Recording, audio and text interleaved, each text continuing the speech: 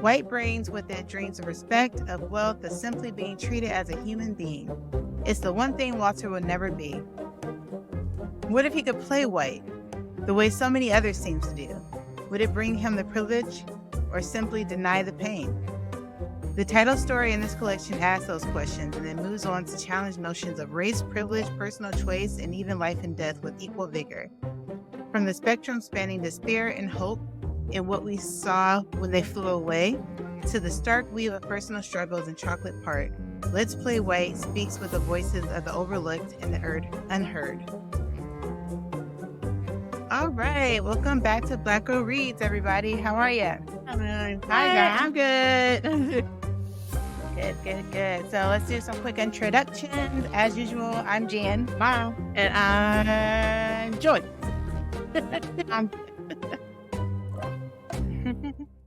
So you got three of us today, and we're reading Let's Play White by Chesya Burke. All right, let's jump right into ratings. Joy, what'd you think? I'm giving the book a 4-star. 4.5. 4.5. Okay. Mom, what do you give think? it a 3.75. Yeah. Really breaking it down. That's me. I'm going to let you think on it during this conversation. I'm going to need you to round it to a 0.5 at some point, but we'll let you have the 3.75 right now. Okay. 3.5. I'm giving it a 3. Yeah, a 3. For the horror genre. This is like short stories, so it's a different type of horror. And let's just give our spoiler alert right now so we can get into why we gave it those ratings. So, Joy, 4.5 is a pretty high rating. What did you think? Why'd you give it that? I give it a 4.5 because the more that I sit with this book and think about it, the more I like the stories. And I actually changed my favorite story a couple times to which ones I like. So the whole book as a whole is carrying like the good stories or carrying the okay stories to make it a 4.5 for me. So Yeah. like the good stories All are really right. good, so yeah. And we have, I think it's 13. So let me count. 11. So there's 11 stories in this short stories book. So what percentage do you think were good versus okay versus bad? Like how many would you say were like really good? Just a round part number. I'm thinking, hold on, 1. I'm gonna count them just to be accurate. 2. While she's counting, Mom, why did you give it your score? Well, just like you guys mentioned, like the goods were really good, and the book. Those are carrying the book. It's only like 3. I think that I thought was really, really good that I really liked, and it's not to say the other ones were bad. It's just wasn't my taste. Okay. Joy, did you figure out your calculations? Yeah. So in all honesty, I really like 9 of them. The other 2, the other 1 is an okay, and the last one I'm like, So, but I guess that explains the 4.5. That's a high number. The majority of the book I like. Okay, I'm gonna go ahead and take a guess and say the one that you said was Purse. No, I really Really? like that one. That's the one Yeah. from you. Like, Yeah, it was just sad. interesting. that I What said- like favorites Oh. and No, I was going to tell you which one was the okay. Well, yeah. Well, before we do that, I want to talk about the first story because that's where we get the title from. So Walter and the Three-Legged King. 3-legged or 3-legged? What do you guys think? 3-legged. 3-legged. Yeah. 3-legged. Walter and the Three-Legged King then. Legged. Midwest. Not the country coming Yeah, out a little alright. bit. West. So that's where we get the Let's Play White title because quick summary of the story. Walter lost his job. He worked in a factory. He was one of the only Black people at this factory, even though he was higher up. He worked there for 10 years and like climbed his way up the ladder and had a leadership position, and everybody got laid off. And weeks later, months later, he was the only one who couldn't find another job. And lo and behold, at the end of the story, he got a job once he started to code switch. That's how I interpreted the story. Now, you can interpret it a lot of different ways because Walter could have been crazy. The whole time in the story, he's chasing this rat that keeps appearing that the gross landlord says no one can find. And he eventually battles with this rat. And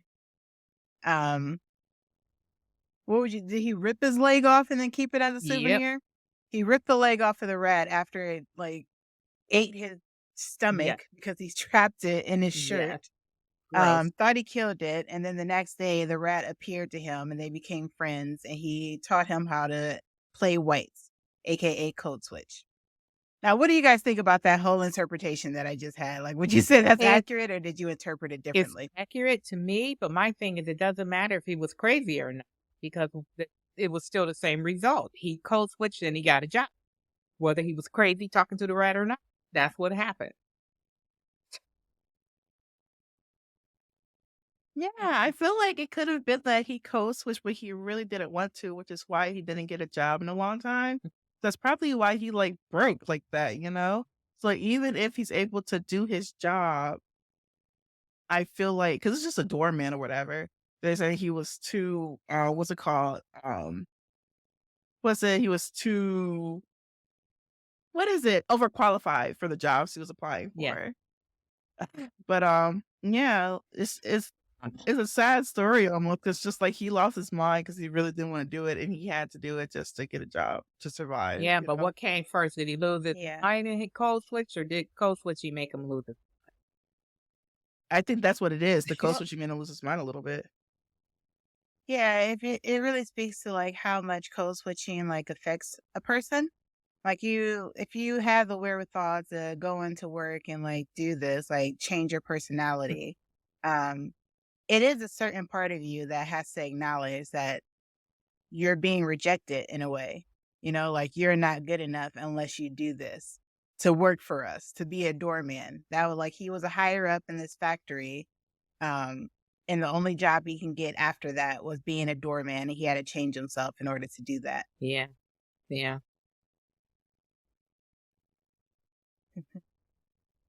And yeah, I would say it was a good story to start off with, even though it was gross, because all of the stories seem to follow that kind of like magic realism. Like, Mhm. it's sad. It has a very deep lesson. I think most of them are sad. You guys might Yeah. disagree with Yeah. me, I love but they macabre. all have kind of like, yeah, the macabre is definitely like Yeah. the way to describe this.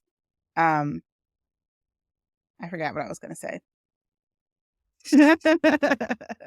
Switch. What else did you guys think about this story before we move on to the It's a rest of the book? rat. You Any know, thoughts? it's all about rats. So I had the hardest time getting through this story. Like, this is the grossest thing ever. What was the grossest part to It's you, a rat. Mom?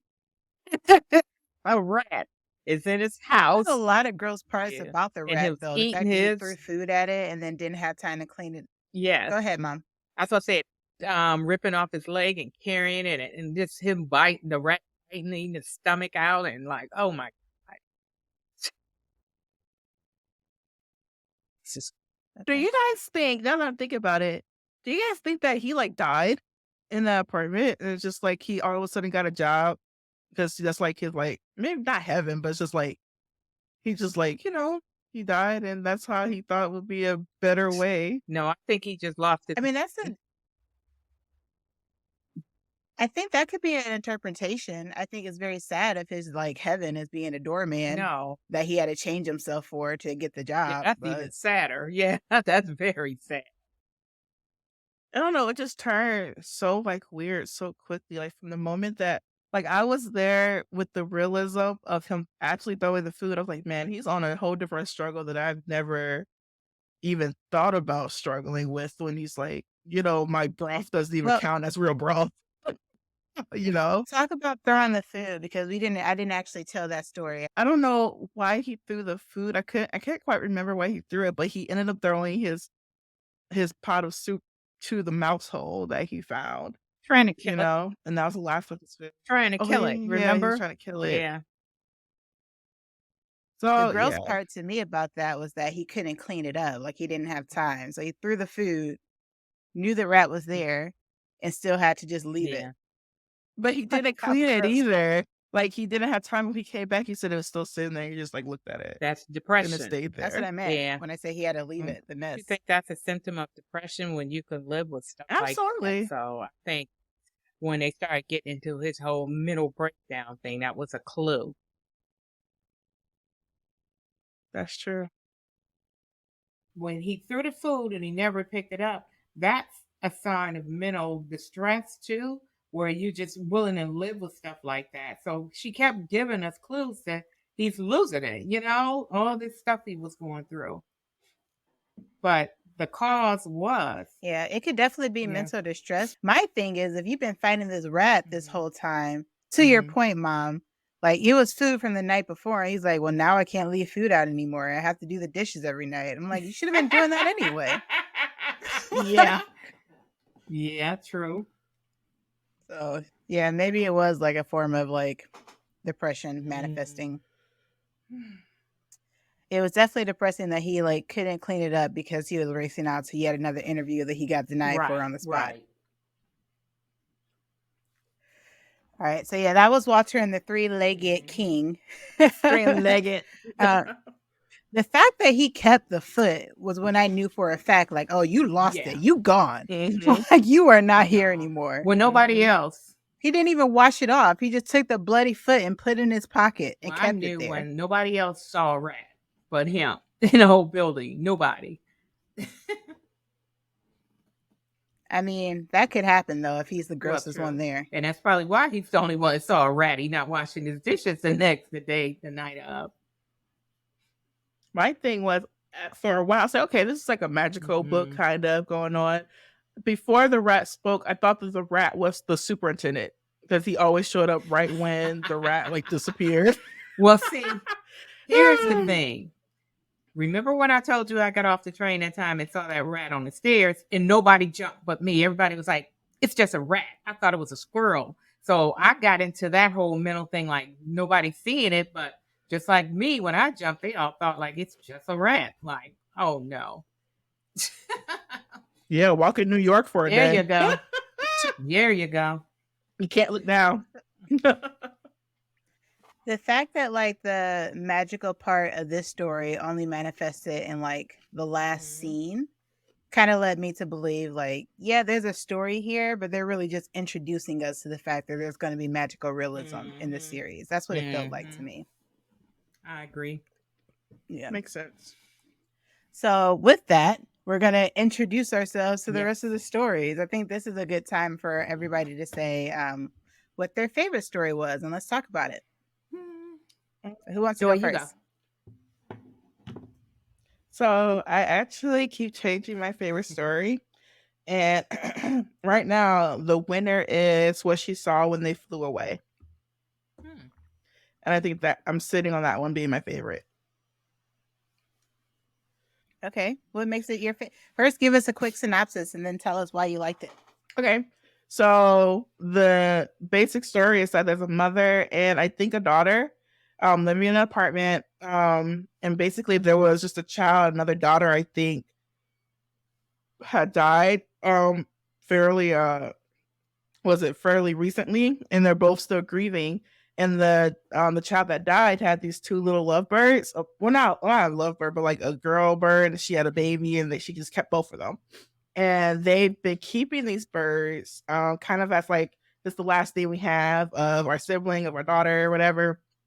And the birds get stuck in the wall, and they're just trying to ignore it. Like they'll find their way out eventually because they went in through like some hole or something in the wall. And it's driving them crazy overnight. And, it's kind of like their grief driving them crazy. And then they both decide to get up in the middle of the night to kind of like break down the walls and get the birds out. And the mom asked the child, like, hey, you want to put them back into the crate, like the cage? And she goes, no, let them out. And that's kind of them like letting their grief out and letting their sibling like kind of like go to a better place, whatever. And they live on too, instead of holding on to grief. And I kind of like that. Yeah. Yeah. So I think you did a good job doing a synopsis, which is a first. No, I'm just kidding. Oh my goodness. Wow. Have you noticed no one has asked you to do a synopsis in quite a while, Jewel? No one else done them either. You're right. No one was taking up that job. But I think you did a good job doing a synopsis while also kind of explaining your interpretation, which is also my interpretation. Like I saw the birds as grief. And what was interesting to me is that they approached the birds two different ways. Like the child that was left behind, like her daughter, was obsessed with the birds and wanted to take care of them, was constantly like petting them and like feeding them. And when it went into the wall, she was distraught. Like, I need to take care of these birds. Like, how do I get them out? While the mom was the opposite. Like, she completely ignored the birds. She was annoyed hearing the birds. Like, and then when it was in the wall, she was even more annoyed. And yeah, when they worked together finally to get the birds out was when they were able to kind of release that grief. Mm-hmm. Yeah. I think it's a good story to tell, especially to Black folks too, because like you hope that a lot of the time, like now it's getting different, like with therapy and everything, and just like talking with like your family and see that you're all suffering, even if it's in different ways, just like how they were. So it's nice to kind of like see that they like kind of healed on their own, yeah, but they still like use each other to heal. They had to which is lean on nice each to other. They had to lean on each other and work together. Mhm. And that's the whole thing about that. Yeah. Until they learned to work Yeah. together, they couldn't handle their grief. Yeah. Yeah, doing it on their own was causing the both to go kind of crazy and erratic. Yeah. All right, I like that one too. It's a very simple one, and yeah. Okay, so Mom, Now which you one do you guys like? know my favorite the is Q best? Change with the zombies. No, I'm the zombie. sci-fi well, one, the yeah. zombie gentrification story. That's what I believe.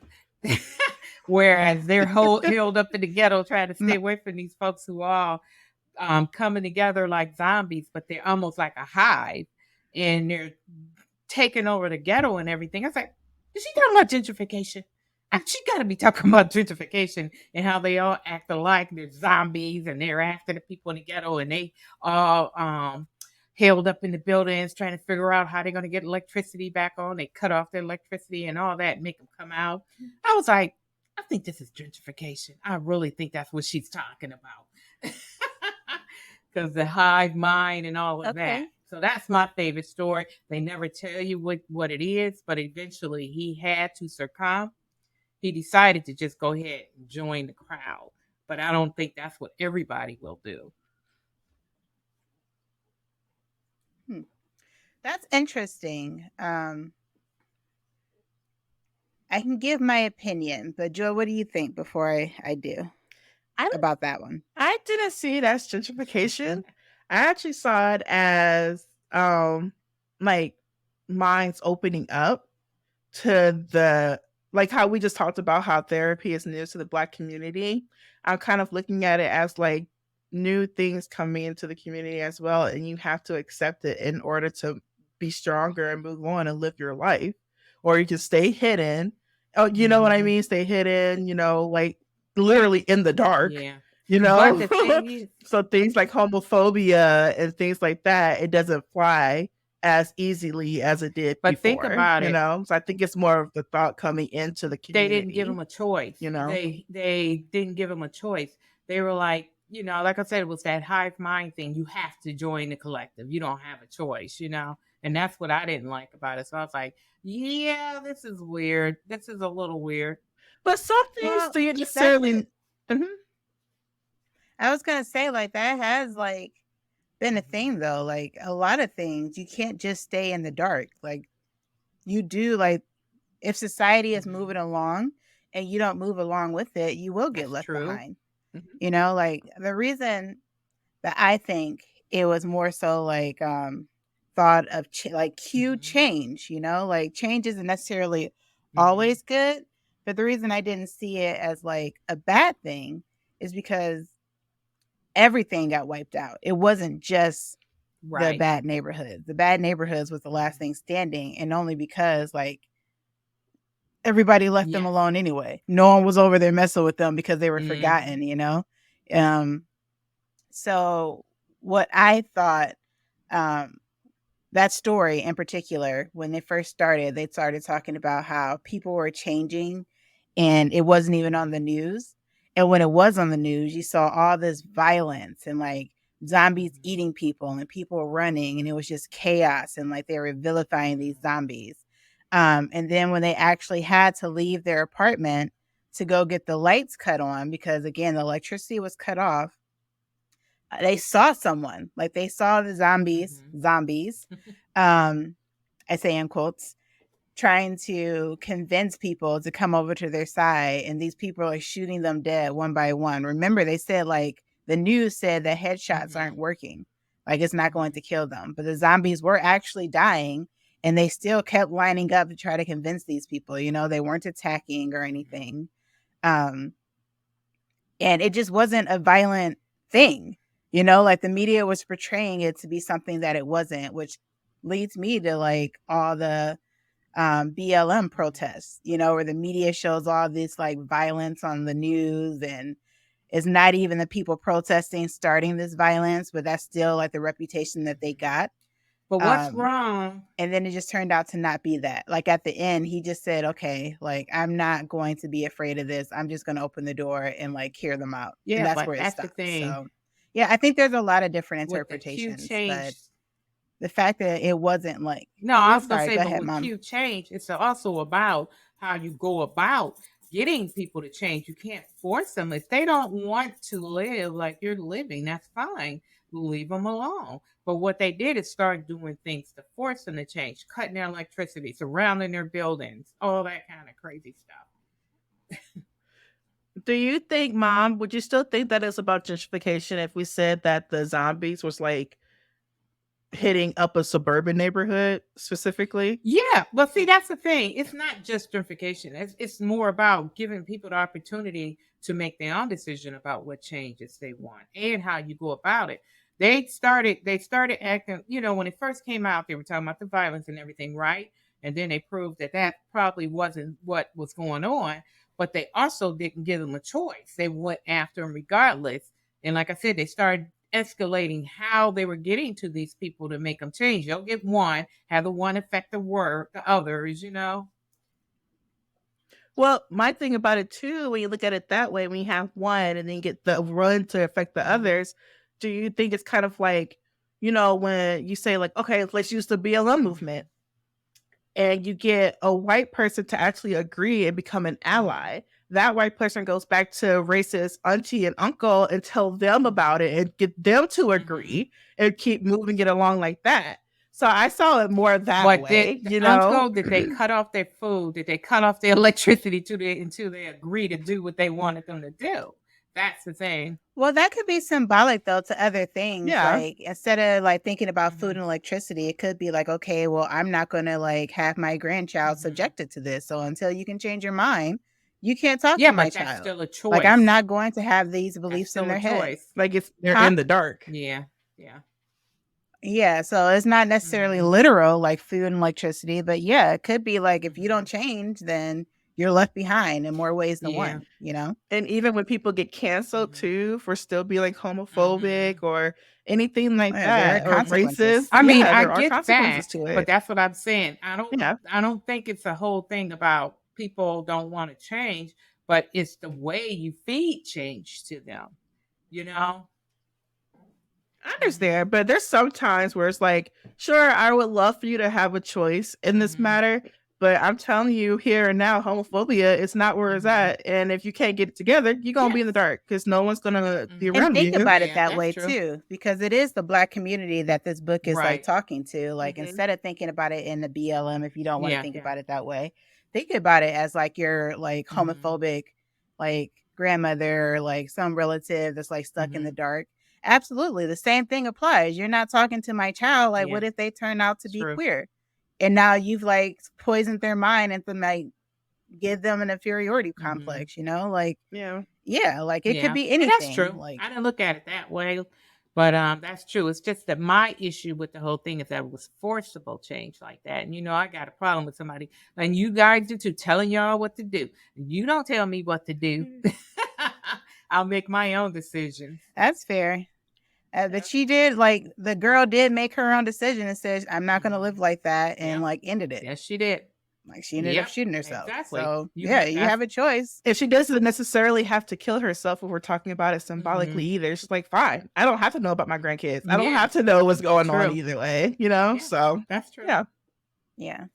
And I like that they named it Q change instead of like zombie attack or anything. But honestly, to somebody who's very set in their ways, like their toxic ways, and to see like all this change happening in the world and people like men wearing skirts was still like enrages the male alpha podcasters,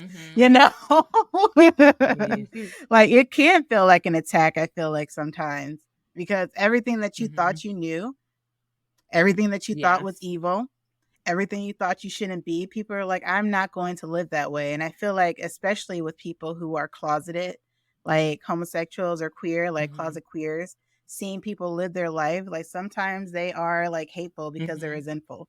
So you saw me change him in the mirror and you didn't say anything in the car, like you didn't have an issue with it. So it's kind of like, oh, you saw me with the guy before, you didn't have an issue, but now we're out here in public or in a group of people who's against it. And now you're saying, oh, I didn't see that, or I didn't know what I saw, or you know what I mean? So it's kind of like that the more you think about it, which is, this is one of my favorites too. Obviously, it's a good story, and there's different ways to interpret it. So that's why it's up there too. We read the story after we saw they cloned Tyrone. So that's the first thing I thought was, are they talking about gentrification here? So that's the first thing I thought. Yeah. So, well, that's what I said. My whole thing was like, they didn't want them. They left them over there in the ghetto, left them alone and everything. And then all of a sudden, they're bothering them. Don't leave them alone. Force them to take what they want. That's like coming in and building new schools and putting up high rises. And then next thing you know, you're out of your home because you can't afford the taxes, So it's like force. It's like with that gloved hand,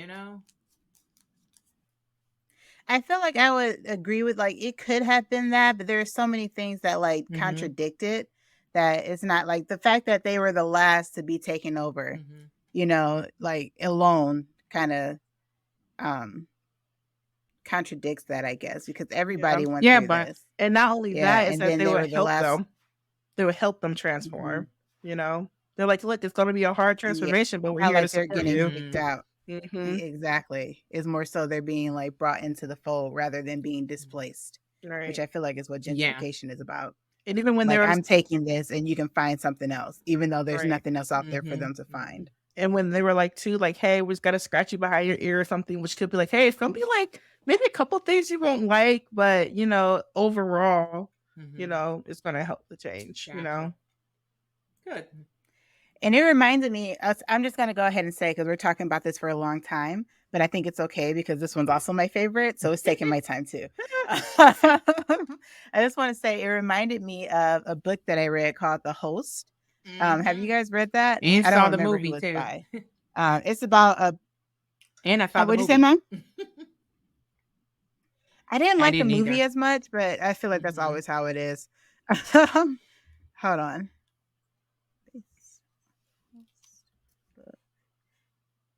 Oh, I didn't know that. So The Host is actually by Stephanie Meyer, Meyer, who made Twilight. And I think actually now that I know that, I think I read it in high school right after I read Twilight. They were. I was one of those girls in high school. I'm just gonna leave it at that. I was too. Team pickup. Yes, obviously. But yeah, The Host was about an alien takeover where they were implanting, like the aliens were implanting themselves into the human body, and they would just pretend like they were human. Until they took over. Right. Until they took over most of the world. And then like once they like caught on, they were like, well, we're here now. What are you gonna do? And all the humans were like in hiding. But the thing was, they were like a hive mind in Mhm. themselves, kind of, where they just didn't break rules. Like society was overall better without humans there, or they were repairing Earth and everything. And I'm not going to give any spoilers about like anything else, but that's what it reminded me It of. was sort of like that. Kind of want to reread that book. Well, dang. I'm kind of like sad that both of you guys have the same one that was your favorite, because I want to talk about more stories. You guys want to hear my second favorite that I was going like back and forth about? I want to hear the least favorites first, because I thought your least favorite was Purse. We can talk about all of them. But that's because it was my least favorite. Like, Really? I feel like it was too short to actually get to the point I think she was trying to make. And I feel like it was too morbid to actually warrant the story or the point that she was trying to make. And I don't know, like it just felt gross to me. It was. It seems like it was just pointless. It was sad, yeah, but what's the point? And it was short enough that I can like do a quick synopsis. It was about a woman on a train, and she felt like scared and afraid, and she was grabbing onto her purse the whole time, and she was talking about how this big guy was on the train, or subway, I guess, opposite her, and she was worried that he was going to take her purse because everything that she had that was like important to her was in the purse. And she was talking about how she hadn't deposited her check because she was afraid to leave it at home, or her paycheck, so it was in her purse. And she like made it a point to say like it didn't even occur to her that he might want something like other than her purse. And I was like, gross. But yeah, they made this whole point, and then at the of that, like pointed it out, and then at the end it turns out that she was having an abortion and her fetus was in the purse, and she was, I guess, trying to get to a hospital. That was how I interpreted the story. And she ended up passing out, and the guy did come up to her, and it was turned out he was concerned and was trying to help her the whole time because she looked like she was going to pass out, and there was like blood everywhere. There was just so many things I didn't like about it, and I don't really think I understand the point that she was trying to make. Because, it wasn't an abortion; it was a miscarriage. That's what I meant to say. Yeah, miscarriage. But it seemed like it kind of talked about stereotypes in a way, because this guy who she assumed was going to attack her was trying to help her. But I'm just not exactly sure like the overall point of the story. And I've been thinking about it, and I don't think it has come to me yet. So I'm interested to like know your guys' points of view, because one of the reasons I didn't like it is because I felt like it was just so traumatic, and it seemed like it had no payoff because I didn't get it. And that's what I said. What's the point of it? There was no point. So I actually like this story. And here's why. The way, like a lot of these stories, like if you would have asked me a week ago, I probably wouldn't have liked all these stories. I haven't had a chance to think about them. But with this story, I'm thinking more of like, so obviously there's stereotypes, but she's also like, as a Black woman, you know, there's stereotypes. And Black women have stereotypes too about other people. Like she's like, first she's gonna get raped by this big guy on the train. And I kind of looking at it as, and I didn't look at it as a miscarriage either. I looked at it as one of the things like she had a baby, like probably like in a restroom or something, but it was a baby that no one knew about. And being that the laws that's being passed right now, you know, she was trying to get rid of it, you know, but she couldn't make herself get rid of it. So she carried it in her purse. And so I'm thinking about all the things that women have to struggle with, even just to like get through the day. She said she had everything that she was afraid to leave her money at home. She got this fucking fetus in her in her purse. She's afraid she's going to get raped, and she just had a baby like in a restroom or something that she doesn't want but couldn't get rid of before. I just feel like it was a lot of the society's issues that this girl was having, and at the end of the day, like people came to help her even though she was afraid most of the time being on her own. You know what I mean? And that's like what I don't, because okay, I get everything you said, and I actually like the story more from that view. But they like made it a point to say like it didn't even occur to her that he might like want something else, as in the rape. Like she thought he was just going to mug her, and she wanted like everything that was important to her was in this bag. So obviously the fetus was important. but she just kept talking about her paychecks. I don't know. It was a little Yeah. bit convoluted, but I feel like if she wrote it in a way where it like made more of that point that you're trying to make, I would Yes. like it. And I don't think like at the end, like a lot of people did try to help her. It was just that one guy and everyone else was just sitting around looking at her, which also feeds into that story of like Yeah. women go through so much and they like hardly have any help, Mhm. you know? What I would have liked a little bit Um, more is at the end, it was another Black woman helping her, you But know? that's always the norm. It's Just always another going to be guy. another Black woman helping. It's always the Black But that's woman what that I'm steps saying. up over men. But that's what I'm Yeah. saying. I would like that because she's having all these Mhm. issues of as far as having like the money and the Mhm. baby and like she's bleeding and she's afraid and she's by Mhm. herself. And the only other one she could look out for sure, was the other Black woman that was helping Mhm. her, you Mhm. know? Yeah, that yeah. makes sense. But I like it but that was a Black guy too. like That's you nice. said, I just didn't get the point of it. It was just seemed sad, at first. But It now that seemed I sad. got It was like your take on gratuitous. it, I can. Yeah. If it was that take, yeah, that's better. I actually like audibly gasped when I read that part. I was like, oh, a baby. You would. Yeah, I did read it as a Yeah. miscarriage though, because she said that everything that was Yes. important to her is in the bag, which It is so is. heartbreaking that she had to, like put her fetus in Purse. in Yes. a purse and then get on the subway. But when you're thinking about all the stuff that you go through, including like Mhm. poverty, like You can't afford an Yeah. ambulance. You can't afford an ambulance. That's medical. like a 10 And grand that's at the thing. least. A lot of the stories I felt like touched on that. It's like the very, very dregs of society that nobody care about. And they don't give a crap. You see nobody try to help her, they don't give a crap. Because you're poor and all that, you don't matter. And even when you say it was a miscarriage, I feel like people give abortions too, even when they want the baby Yeah. too.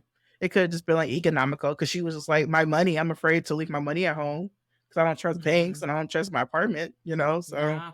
It could have Yeah. Could been. have been, but why carry the Yeah. fetus with you if it was an True. You abortion? don't. They would have. no, I'm saying, what did I say? Yeah. Abortion, I meant like the Yeah. baby, like, having the baby and then like having it in the Yeah, I bag, just and they felt died like or something, she was still in shock Yeah. too, carrying it around. I felt like she was really in Yeah. shock. Yeah. I'm sure. Yeah, that was a Mhm. lot of shock. She was overwhelmed Yes. and stressed. Which Mhm. understandable. It's still bleeding, Oh. thinking about everything else, but the fact that you're bleeding, don't realize this. That's definitely Yeah, shock yeah. too. And that's just like Joy said, it just shows you what people put up with when you're considered not important in society. That wouldn't have happened to anyone Mhm. else like Or that. even just Or overlooked, even knowing that situations like you that. can reach out and get help. Mm-hmm. But since we're talking about this story and it's like traumatic, I'm just gonna go ahead and say like this is not the horror that I enjoy reading. And I Yeah. think that's why I kind of rated it low. Like even though I like the stories, I think it was like really beautifully written. This type of horror where it's like the Mhm. grotesque, and just like makes your skin crawl a little bit. Like it's Yeah. not my It didn't favorite. fit. It didn't fit in the trope book. in It horror didn't fit in the novels. book with the rest of the stories.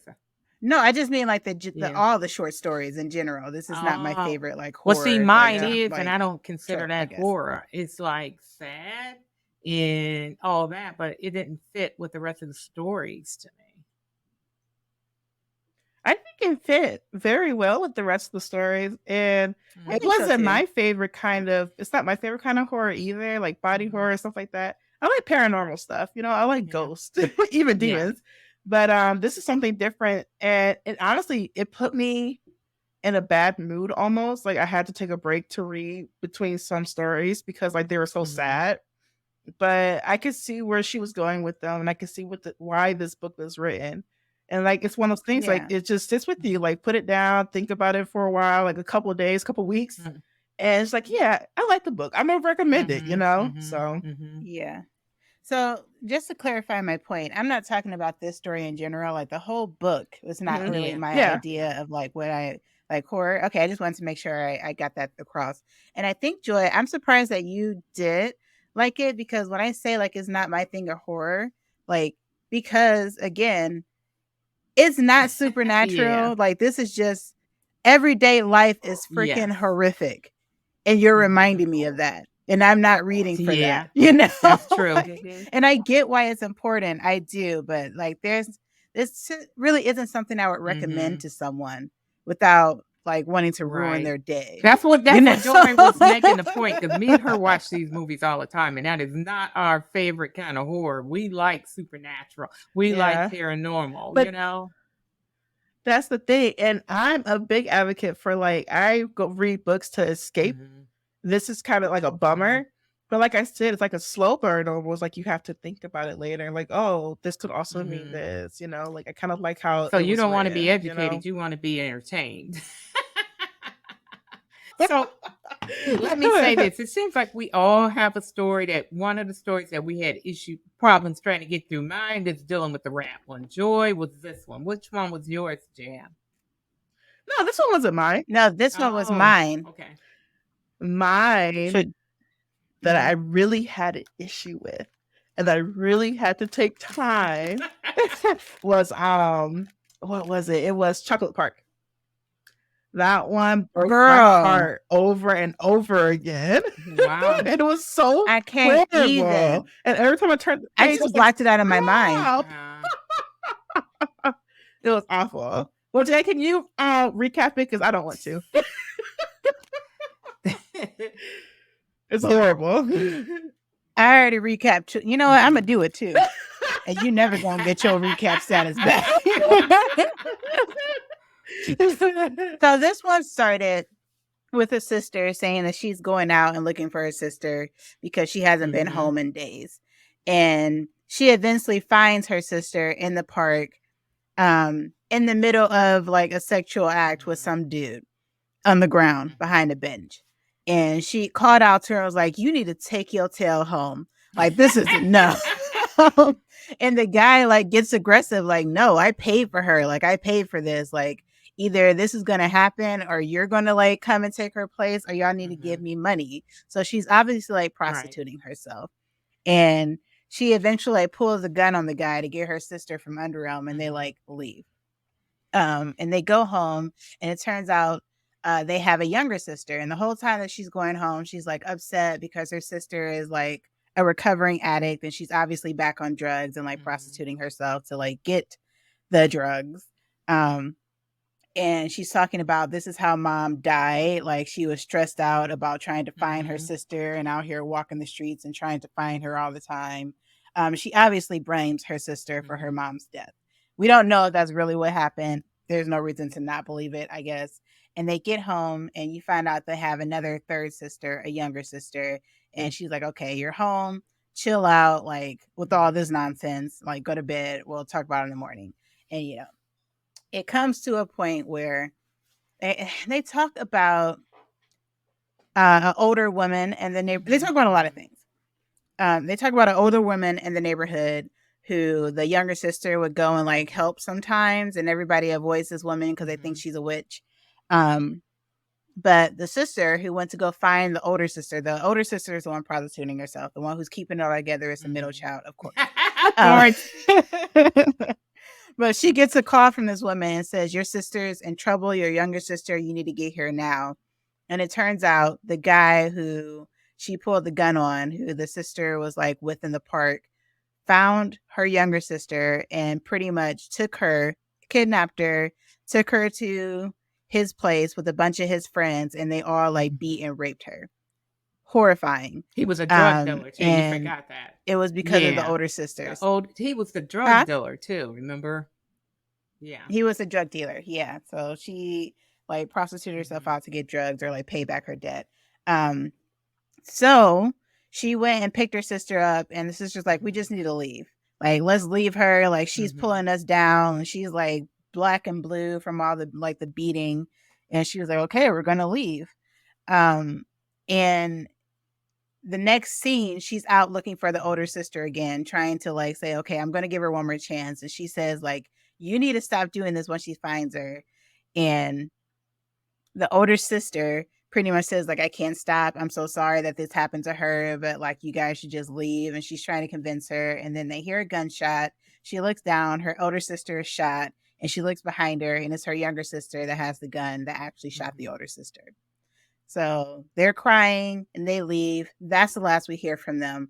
And then it goes back. I think it's a story where it goes back to the older woman, witch. or like the witch. It turns out the drug dealer who raped the younger sister actually killed her son, and she like has a voodoo doll and like performs voodoo on him and actually kills him. And I think she kills somebody else. But that's pretty much the story. Like she's like getting revenge on everybody, and it takes so much of her energy that she dies too. There it is. That was a good story. How was that a recap? good story. Was sad. You forgot What? one. Okay, so that was Joy's least favorite story. So I think it's interesting that you say it's a good one. But go ahead and tell me what I forgot, Joy. You forgot about the neighbor story when the witch, her neighbors were always fighting. Mm-hmm. And go ahead and tell that. That was a detail I found irrelevant. But go ahead. Okay. It was irrelevant, but no, go ahead, tell them.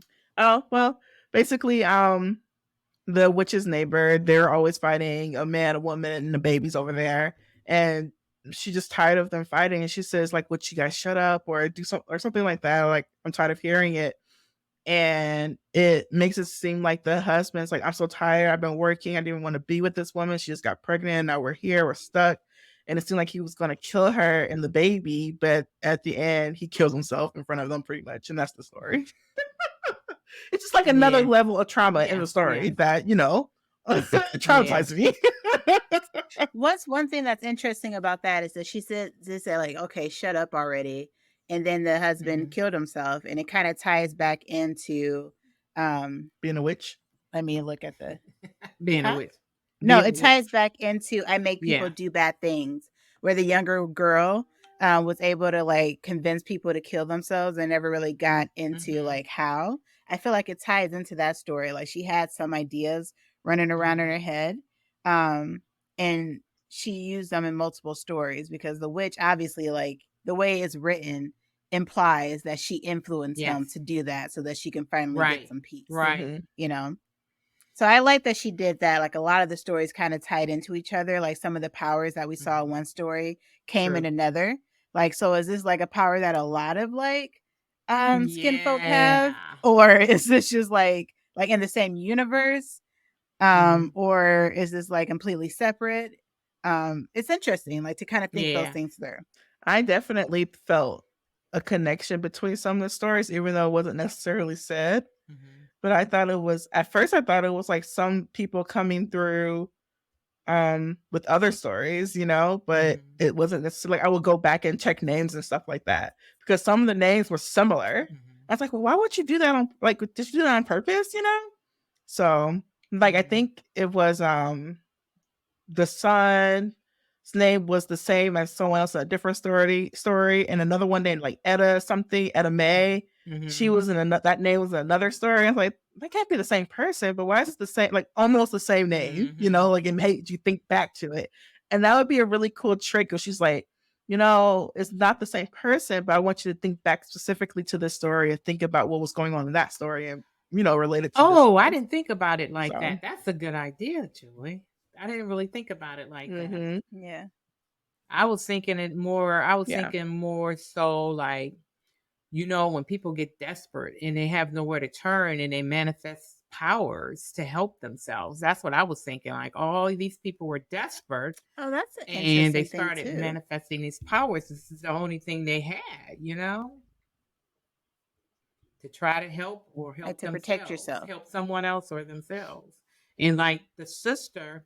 So like magic manifested magic that manifested right. Due to desperation. And just think about the sister. She ended up killing the older sister because they were all going to die. They had to we got to cut ties. Remember, the younger sister was the one that was doing really well in school. She was the smartest one. She was the hope for all of them. This is what the middle sister was going through to try to make sure that she ends up someplace good. And she just couldn't bring herself to take that step away from the older sister. So the younger sister ended up doing it. You know? So.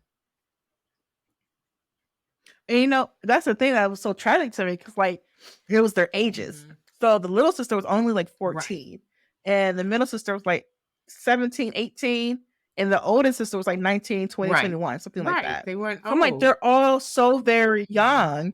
And the thing about it, like, yeah, they had to cut the ties with the sister because she already said she can't stop. So they were going to get linked back to that place no matter how far they ran, because he was going to follow them anyway. As she still owed money, Right. basically. Well, and he was like, "I'll kill all of y'all. I don't give a shit." Like, she stole from them. so She something had stole to. drugs from him. That's what happened. Yeah, she stole drugs, and she couldn't afford to pay it back. That's the whole thing. But then she was addicted, so she would probably end up back there, honestly, dragging them down. Being that their history with the way they lost their mom from the stress of the oldest sister, and then the middle sister's working like a call center job, trying to make ends meet because that's all they can rely on. And it's even sad because the younger sister, who was doing well, she couldn't even bring herself to be like, "Oh, I could be something great. I could be a doctor." She couldn't even say that to herself, you know? So, and I think with the witch, with the little sister being so close to the witch too, it was kind of like the witch going like, they have to get out of here, and I got to make sure that they get out of here and thrive. So I feel like that could also be like the witch kind of like, I hate to make you kill your sister, but she killed her. And then she also killed the guy just to be sure that they got out of there. And that's the thing. She could have done it any time after he killed her son. But it happened after all that happened to them. And I think it was more so she was like, enough is enough. I'm putting a stop to all of this. Yeah. You know? Like, one is too many, but two was too much. Yeah. It's just, he's escalating. He's not getting better. And I'm not going to let him harm anybody else. Honestly, the son for me would have been enough. Yeah, but I don't think she was in a position to kill herself on top of her son dying and this guy as well. And she wasn't sure either, but I think this kind of like put the final like nail in the coffin too. It's like, oh, it was his ass, you know? So. Well, she knew it was him the whole time. And like I said, I think she made the decision after she saw what was going on and how he had harmed them. Like, I can't anymore. He's got to go. Yeah. Yeah. I think it was like poetic justice too, that they came back as zombies, Chocolate and the son, to kill him. And I feel like it wasn't like harsh enough the way he died. No. So I feel like he needs to die a lot rougher. Like, didn't it seem like he wasn't that scared? Yeah. Like, I thought that was insane. Like, he said he was surprised, but like he was backing up slowly. Like, didn't I kill you already? Like, this one guy is almost completely decomposed. Why aren't you more scared? Right. And he was talking about like how he busted his teeth in and like broke his bones, and you know the way he treated Chocolate when she was alive, much less her baby sister that had nothing to do with it. He needed to suffer a lot more. That would have been a one part story. I would have relished. He went out too fast. Like, no. He deserved a lot more. Yeah. I feel like Facilier from Princess and the Frog was more afraid than he was. Yeah. So. Yeah. That was sad. That was another sad one, but. Yeah, that was tough. Even listen to like the story again, like the little summary Jan did. I was like, oh, yeah, that poor baby, you know. Yeah, but they were just doing history all over again. She was turning into the mom. The sister was still doing the same shit, you know. So she was affecting too many people. She had to go. So yeah. That was my least favorite story. Not because it wasn't real well written, but because it was like horrifying in the worst way. Agreed. Yeah. Well, I didn't like the room where Ben disappeared either. I didn't like that story. Me either. That was the one I was like, meh. That was the one I did not like. It felt like it was cut off. Yeah. I didn't quite understand. Like, like she bent the middle, so you didn't get it really. Like, well, what happened? We don't understand what's going on. Why is this going on? So do you think they took Ben to the future? Maybe. Joy, I'm going to make you recap this one. Unless, Mom, you want to volunteer for her. Mommy, volunteer as tribute. He ain't saving you. Nope. He ain't saving you. Recap that story. So basically this story is about this white guy. He's going back home, I think, for a funeral. He hasn't been back he hasn't been back for a while. And basically he's like this family's well off, yeah. Wait. I just realized it wasn't a funeral. It was just because they said the mom wasn't doing well. Okay, so Because remember, he didn't come back for his dad's funeral. So. that's right. Yeah. So he's just heading back home, check on his mom.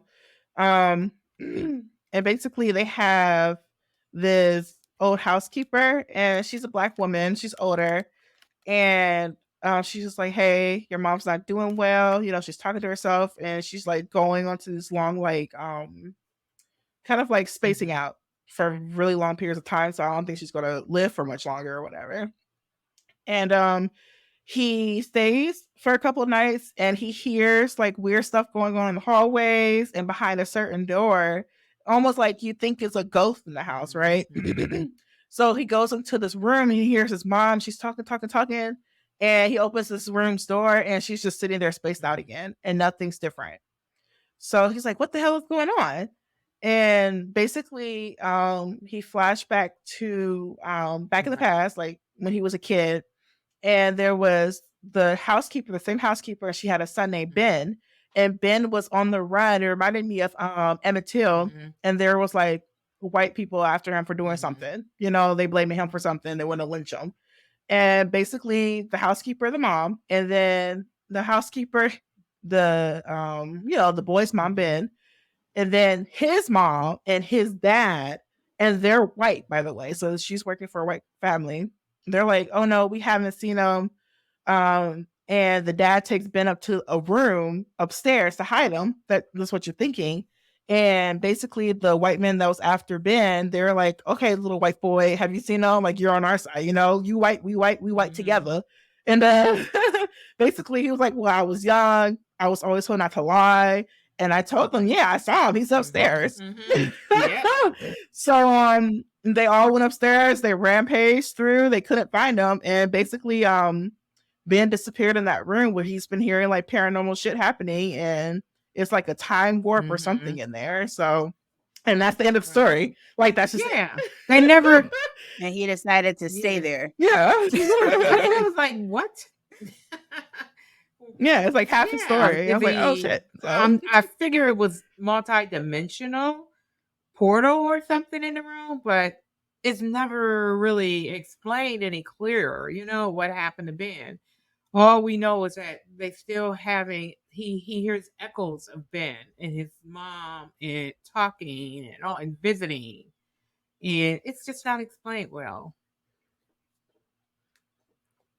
What I didn't understand about the story, I don't really feel one way or another about this one, and I don't think it was the best one. I don't think it's the best one. No. He said he didn't come back for his dad's funeral as if like they didn't have a good relationship, and then he went back and talked about how this housekeeper, like the Black woman, was like a second mom to him. And I'm like, okay, so it sounds like you grew up in a racist place. You love your housekeeper / nanny. You don't have a relationship with your dad. Was your dad racist? And then it turns out the dad was the one that saved Ben. And I'm like, why did you not come back for the funeral? Like, I feel like there was a lot of details in the story that I don't want to say irrelevant, but I'm not like, it seems like the point of them kind of contradicted the actual story. But this is another one, even though it's not my favorite, I feel like if you think about it, like, could it be that the dad held a grudge that whole time? The dad held a grudge with him telling the truth, to these people. And it, like, maybe he did just want to hide Ben, but he knew if he put him in that room and did something, whatever he did, cast a spell or something, he would be gone forever. We would never see Ben again. And so people are pissed off about it. Of that, though. Or I mean, there wasn't, but it was half a story. Yeah, that's the thing. It's half the story. So, and that's the thing too with the mother of Ben being okay and going like, well, there's nothing we can really do. At least I know he didn't end up like our and the tail in our dimension. Like we know that he's away from this, and so she just raised the other one like she would have raised her son. That's why she forgave him, and he was a kid too. Anyway, so I guess. And here's my take on it. I thought more so that he didn't come back for the fathers because he couldn't face his father, because he couldn't face up to what he did. I think he still felt guilty about what he did. That too. So he was just avoiding the father. I can buy that one a little bit better. The spin. But I mean, you don't have to face up to your dad when he's dead. But I'm just saying he still had that. but people kind of like confess things too at Well- funerals. Like, I remember what we did 15 years Yeah. ago. I'm sorry, or you Well, know. it's not so much. So why He didn't he had go to to the face funeral? that. I think he's just ashamed that he didn't want to go back there. Period. Yeah. Okay, well, I'll let y'all have it. Like I said, it was my All right, least so favorite. let's talk about Joy. You want to talk about one more that you liked, and then we'll wrap it. know what it So of is. course, it was the I'll get the title right. The Teachings and Redemption of Miss Fannie Lou Yes, Mason. I knew it. I knew it. Okay, Joy, tell us why you like that story. So I like this story because it has the magic, it has the blackness, it doesn't have the racism that we're so used to seeing in this time period. It was just one of those things where it's kind of like, I'm just like, it was nice to kind of like be in this time period and see like the magical, like kind of like we read Legend Born recently, so it kind of like reminds me of root magic. I want more root magic in my life. That's exactly it. Yeah. All right, so Yeah. oh yeah, for sure. Since you brought this one up, Joy, you know you definitely have to recap it. It's so long. So yeah, that's a good point too. Before you get started, like let's point out that this one is the last book story of the book, and it is like more of a novella than a Right. Mm-hmm. short story.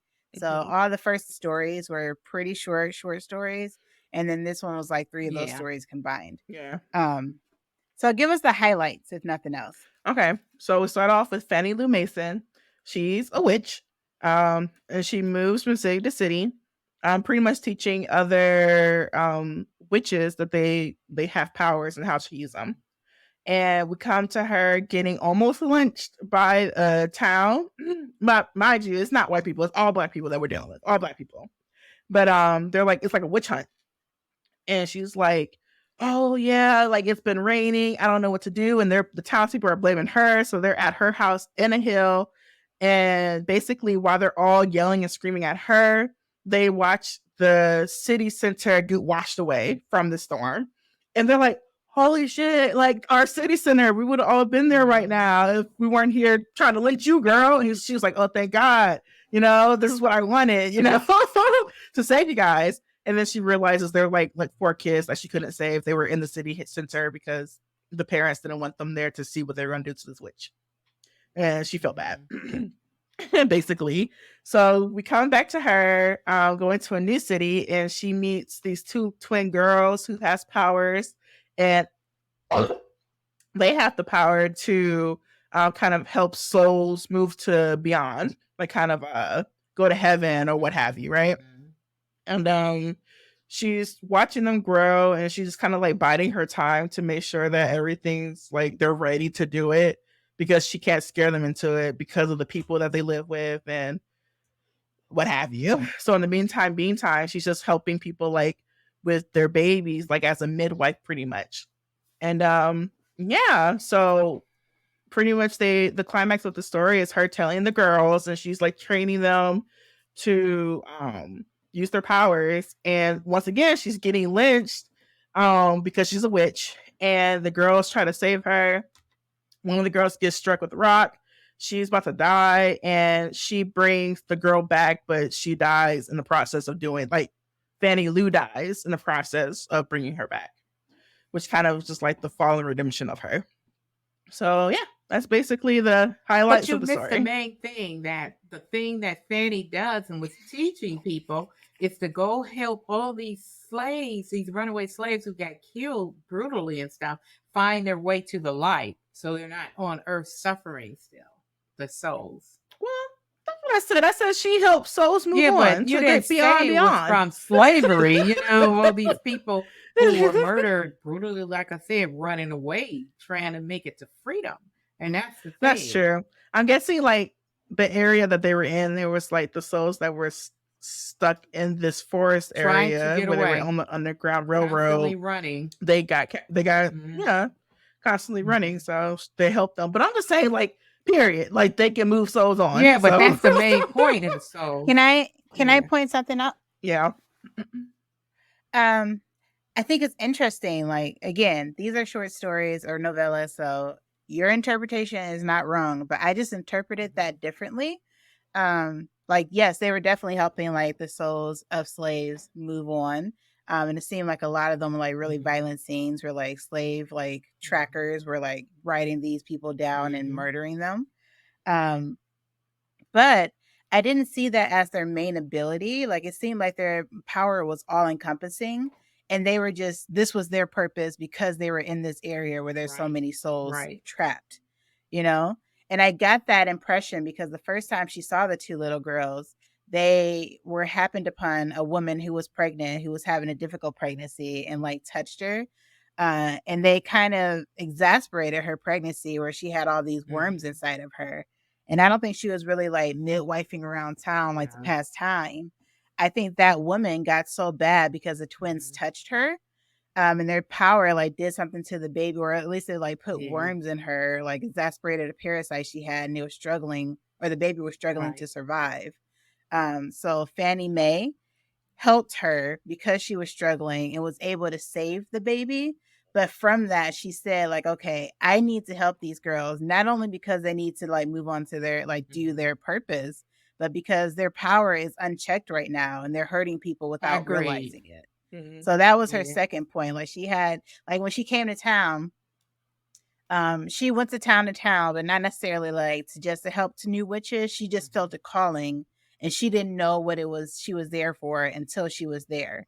And a lot of that was helping new witches like figure out what their power was and what their purpose was. But when she came, one of the things she said, which made me nervous, was, I don't know. She said, I don't know if I need to help these girls or help the town from these girls. And I was like, you better not hurt these little girls. Yeah, because think about it. And one thing that I really liked about this story was that it had so much in it, including colorism, because they said these two little twin girls, one, they looked like identical, except one was very dark and one was very light.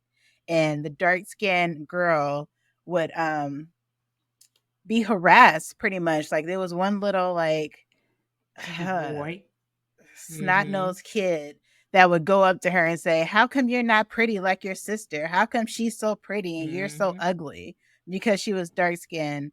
Or there was the one teacher that they had who favored the light-skinned sister and would like pretend like the dark-skinned sister didn't exist. And it's because the teacher was also light-skinned. It was like, well, you're going to do well. You just trust me. You're going to go far in life. So that was a huge part of it. I thought it was interesting that, yeah, she was the lighter one, like one of the, the lighter one. She was always getting the breaks and everything. People said she was pretty, but she was always the one that got in trouble because she was the older sister with the parents. So when the little one, the darker sister, she would get hurt or something, the older one would get in trouble. I'm like, and I kept checking their names. Like, I wanted to make sure to see if the parents played into the colorism or not. And I was like, they don't. The little sister kept, the older sister could get her ass beat. They also said too, though, the older sister was bigger than the younger sister because the younger sister like had a she had complications delivering the younger sister, so she wasn't as healthy. So that made sense to me too. But yeah, the parents like did not feed into that colorism at all. Not at all. And before, I wanted to point out one more thing that I loved about this story, and it's that it had the type of horror that I normally like am terrified of, and it was only a small snippet with that house where they would throw the shoes. It was just shoes in a closet up in the front of the house, and they said their younger or their older siblings showed them this. Like, it was an abandoned house. They go to the house, and there was a bunch of shoes in the front closet, and they would take the shoes and throw it up the stairs, and then something would throw them back. Like, it wasn't like throwing it and then it bounces back. Like, it would be a couple seconds and something would throw it back, and then eventually it would get pissed off and chase them out of the house. Well, here's my thing on that. Now, let me point this out about that whole thing too, what I thought about. So I think she came to help them because, like you said, they were doing stuff because they didn't understand they were magical. And I think they were on the cusp of being evil and playing with these evil ghosts like that and everything. And like you said, she didn't know if she had to save the town for them or them, And I think that's why they were on the cusp, because they didn't know they were doing these things. I think they were cursing, like they cursed that lady's baby and didn't realize it. They didn't mean to do it. But that, like I said, they were on the cusp of maybe good and evil. and she came to train them. That could have been it. You know what's funny? Yeah, that could have been it too. I had no idea that they put that worm inside of that lady. She said she cursed I thought her. they were just seers. She said they cursed her. I thought by they just saw mistake or it. something. I think that's what they thought. So yeah, they thought they were just like telling her like it's not going to survive. But I think, and I don't think they put it in there because she was out there crying because she was in pain. So I think she had a parasite, and they gave it like more energy, which is why it was so dramatic when she was trying to save her. So that parasite multiplied because they tried to see the baby and then gave energy to that parasite. I see. You know, they were trying to help and they messed it up. So you think it's one of those things, once again, it's like manifesting, like you put it out there and go like, oh, so it's worse. Or like how the witch was like, I want y'all to shut up already, and they killed themselves and stuff like that. Well, that's what I'm saying. That's probably... It could be like the whole point of had to save the town from them too. I think that's part of it, you know? Yeah. Well, with the manifesting that you were talking about, Joy, the whole part of spells is like, you're like, actually spelling things or writing it out and bringing it into existence. So yeah, words have power. So yeah, that could definitely be it for a lot of the stories. I was gonna say, because Mom kind of called you on your recap, but I was gonna call you out on a different thing. Is that you missed the point of like that little snot-nosed kid that was like bullying the younger, darker girl, twin, the whole time. Actually is the reason why they started stoning her. Remember, because he cornered the little twin and chased her into that house, and he was like gonna beat her for whatever she got reason. Him suspended. He tried to do something. He felt like she got him suspended. Well, I know why, but I just said for whatever reason because I don't think it's an important detail. But yeah, he chased her into the house and she hid, and he went upstairs. And whatever was up there got his little butt. And she tried to, like, she was going to run up and save him and got scared and stopped. And as soon as she stopped, like, it was everything stopped. And his shoes got thrown down the stairs. Which I'm getting chills thinking about it right now. Like, all those shoes are probably somebody else they got, which is crazy to me. And then she ran out, and then they were looking for that kid. Yeah, they were looking for that kid and assumed it was her because she had been identified as a witch and decided to stone her. So that was the whole reason in this town she got stoned. So I thought that was like an excuse that they used because they didn't go to her house until after the bee incident at the church. So they're just like, oh, we saw you do this weird shit with bees, and now we also have a kid missing. So 2 and 2 equals we're killing you. You know? And what's crazy about that is that the person leading this lynch mob was the preacher from the church. Like he actually, it's not like he didn't interfere. He started this. Like he threw literally the first stone. Like they threw stones at her until she died. So, and the little girl tried to come and help her, and they did not care.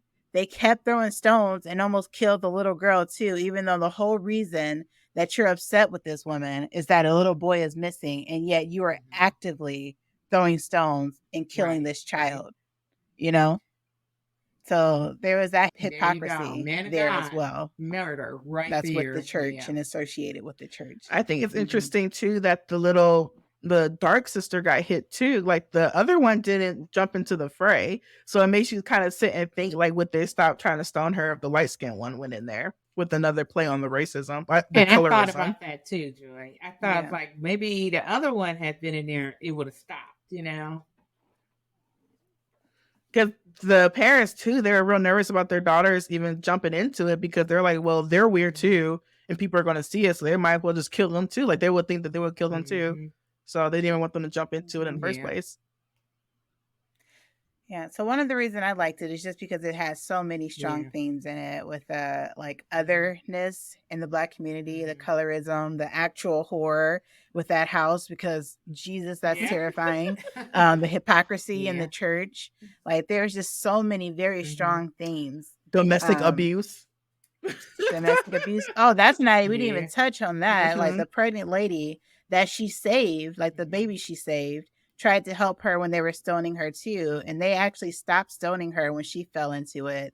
and her husband came and grabbed her and slapped her while she's pregnant, very, very visibly pregnant, and dragged her away in front of the church, the preacher, everybody who's following the preacher, like everybody who attends this Sunday service, and no one says a thing, and then continues to stone this woman and the child.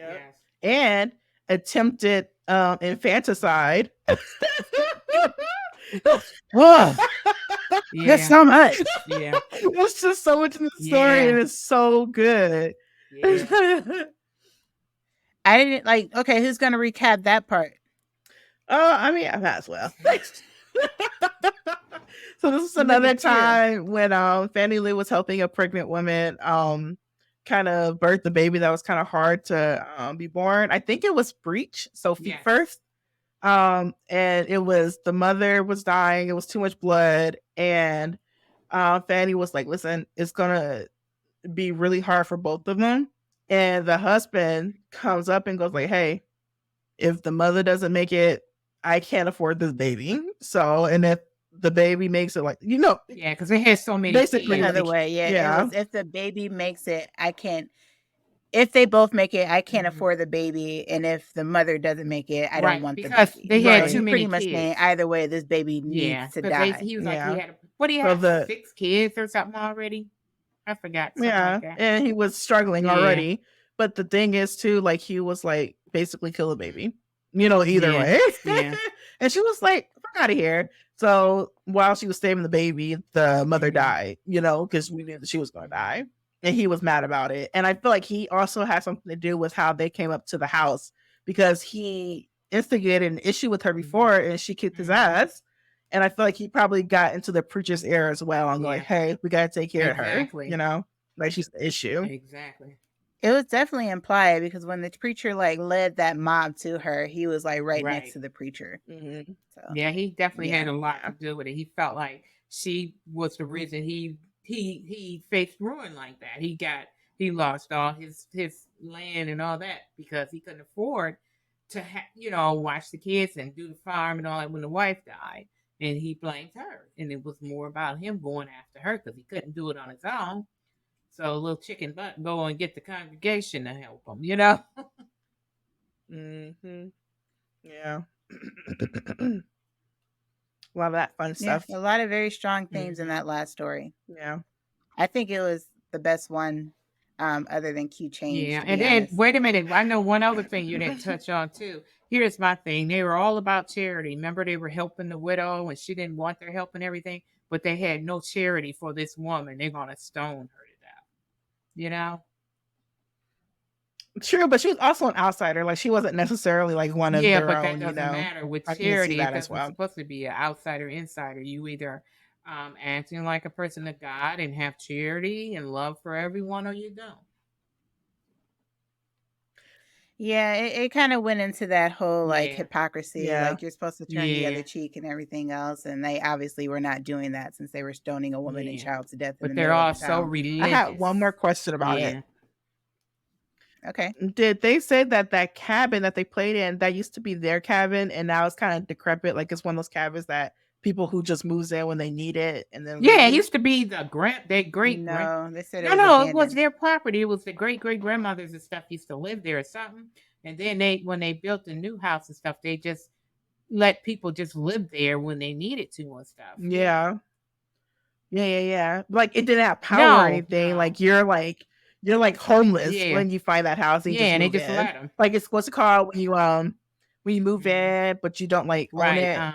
What's it called? Squatters. Yeah, they let them squat there. Living there. But it was definitely their house. So I was just thinking, I was like, if it was so haunted, or if there was like something there, I wonder if that like got to the kids somehow, or like in their family somehow, like that power.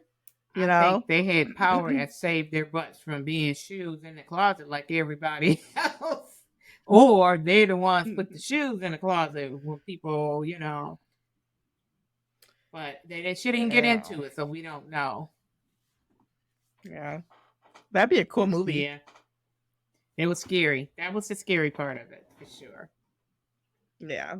That was the scariest part of this whole book, to be honest. It was, yeah. Yeah. It was super scary. I'm like, who does this for fun? Like, who goes and throws shoes? Yes. I guess they had no TV or internet or nothing, Yeah, so. that's true. That's what happens when you live in the Yeah. country. There you go. Oh my gosh. And like, I know we talked about this before and we couldn't remember the name of the city.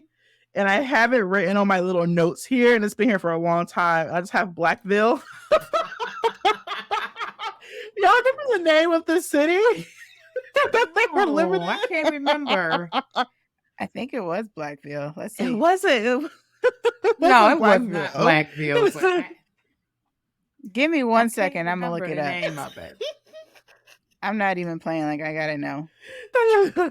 Blackville. I want to live somewhere named Blackville. No. This is everyone's number one story. Probably because it was so long and she got into it more too. But and that's what I said, Joy, you missed. Yeah, it was definitely more. Yeah, but not only that, the whole thing, I thought it was awesome that she was going and helping put these souls at peace, you know, from all these bad deaths and people trying to run for freedom. That was awesome. And that's what reminded me of the whole thing about root magic in it too, Joy. It made me sad though when the first little boy they found, they said he was like only like 4 years old in that basement. And I was like, oh, like that's so little. That's a baby. Exactly. So At First Spirit. Yeah. Yeah, definitely. It was called Colored Town. That's worse. I kind of like That's like worse. Blackville better. Blackville. Colored Town. Yeah. It was Colored Town. Okay, so if nothing else then about this story, I think we should return to our ratings. Like, would you guys change any other ratings? Joy, let's start with you. No, I feel like 4.5 is a good fit for this book for me. Just like I said, like most of the stories, like the majority of the stories were really good. And it wasn't my normal cup of tea, but I was happy to read it when I think back on 4.5. All right. I'm gonna go with the 3.5s too, because like I said, some of the stories I was like, I don't know. And then some like the room where Ben disappeared, like, I don't get it. You know, she didn't tell enough about it. So I'm good with the 3.5. She did write good, but it wasn't my cup of tea horror, you know, either. So. Yeah. So I gave it a 3. I think I will change mine up to a 4, only because I forgot how much I liked that last story. And also I have to like think about it from a short story point of view rather than horror, because if I'm like rating it from the horror genre, I'm gonna stick with the 3. But as far as short stories, I think she did that very well. If I just don't think of it as horror and just think of it as short stories, I probably rate it a little bit higher. So I'll give it a 4. With the caveat that that's a short story rating, not horror. I feel like if you were to take the majority of these stories and made them full-size books, most of them would be really cool to read. And I would hope that she would take at least the last one and make it a full story, like a full book. Like a lot of these I would read more about. Or something like a series like Twilight Zone or something, you know? Yeah, that'd be cool to see too. Yeah. Yeah. Agreed. Yeah. All right. So let's announce the next book.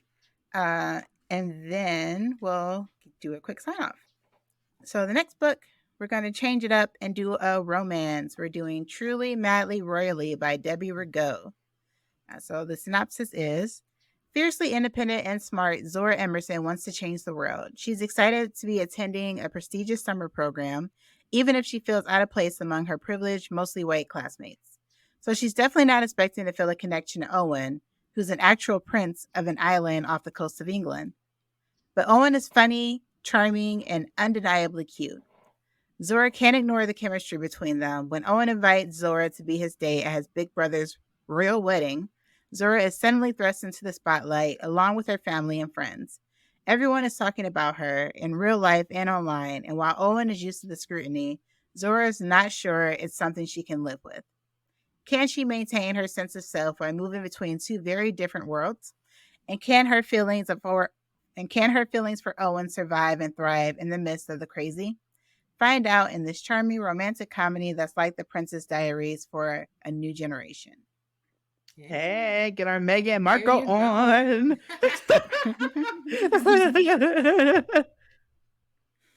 Yeah, it'll be a fun one. So that's what we're reading next week. Okay, so with that, let's do a quick sign off. Mom, do you want to sign off? I don't have anything to advertise, but I can say I enjoyed it and I'll be back. We always enjoy having you. And Joy, you want to do our sign off? Yes. On TikTok and Twitter, you can find us at BLK Girl Reads Pod. And once again, that's BLK Girl Reads Pod. On Instagram, YouTube, and Facebook, it's BLK Girl Reads Podcast. So it's a little longer, but it's still the same good stuff. Yeah. And if you're listening to us on YouTube, don't forget to like and subscribe. Subscribe. Also, a couple more things, guys. If you ever want to go to our website, blackgirlreads.com, you can sign up to get our TBR list. It has over 200 books from Black authors if you're looking for something to read in between these episodes. And what else do we have to tell them, Joy? Oh, yeah. Give us some recommendations. Like, what do you guys want to hear us read? Like, what genres, what books, what recommendations do you have for us? Yeah. Or we're going to keep picking them. Well, you don't want me to pick them. It's going to scare everybody. That If sounds I like a pick them, threat. it's going to scare everybody to death.